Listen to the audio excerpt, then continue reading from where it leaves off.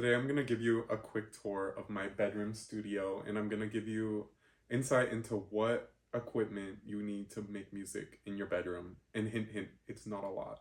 So I'm going to show you and give you substitute options if you don't want to get exactly what I have, because there's so much out there. But yeah, let's get started.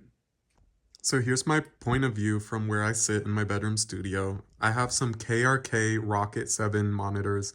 Check out the bio or my description below and I'll post a link to them or just the names of all my equipment. But you can use any monitors that you find, even if they're crappy old ones that you pull out of your garage or basement. I promise you, it doesn't matter what you use to make music and it doesn't have to be perfect.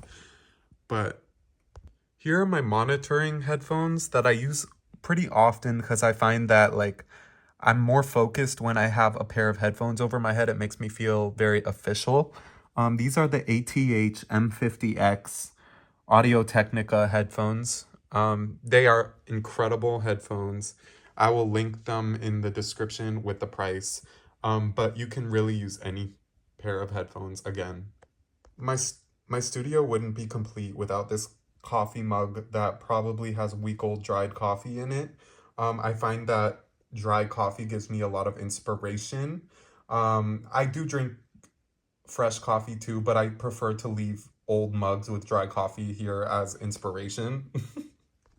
This is my very dusty audio interface, and this is a piece of equipment that allows me to record instruments straight into my recording software, which is, by the way, Logic Pro. But back to the interface, I plug my microphones into this, I plug my electric violin into this, and it is great.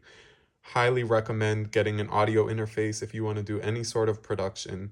Does not have to be the Apollo Twin X like I have here, but this is a great option. Here we have my MIDI keyboard, which is a Keylab Essential 49 from Arturia. This works perfectly and will let you input MIDI data into whatever recording software you use. They have many different versions of this. You don't need one with 49 keys on it, but it gives you various options and pads to load drums into or whatever sounds you want to program into this. This is a great piece of equipment to have.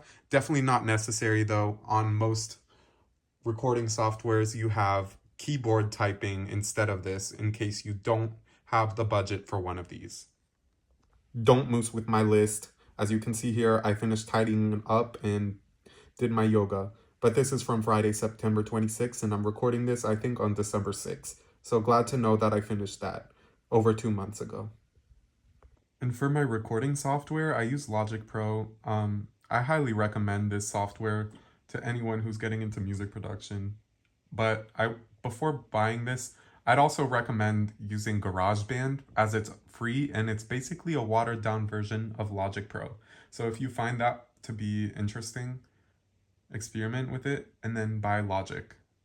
Okay, I'm gonna be real here. This is my favorite part of the studio. This is my condenser microphone, a Neumann TLM 102. She's beautiful. She sounds wonderful and glorious.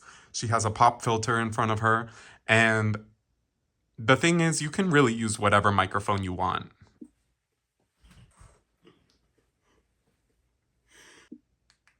Truth be told, I'm emotionally attached to everything in my studio. I love it. I love her. I love her. I love her. Currently working on possibly an EP, but a lot of music for 2026 in this beautiful little studio. But yeah, anyways, check out my description below. It'll have some stuff about not only my music that I'm making right now, it'll have equipment options for you, advice on everything you need to set up your perfect little home studio. And it doesn't have to be perfect. That's the best part.